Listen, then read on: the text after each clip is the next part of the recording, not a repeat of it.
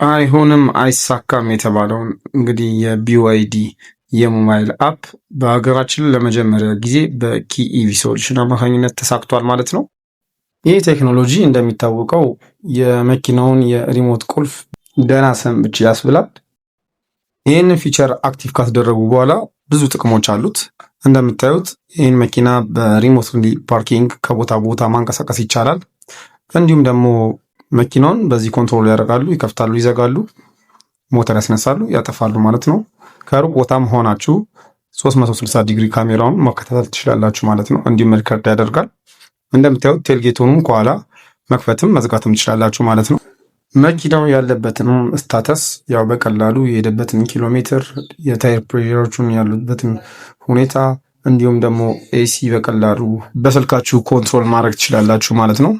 ሁሉንም የመኪናውን ፊቸሮች በስልካችሁ መቆጣጠር ትችላላችሁ ማለት ነው። እንደምታዩት እንግዲህ ይህን መኪና ከዚህ ከግቢው ውጪ ወደ ውስጥ በስልኬ ነው ኮንትሮል እያረኩ እያስገባው ያለሁት። ይህን አገልግሎት እኛ ጋር በመምጣት ማግኘት ይችላሉ። ይመቻችሁ።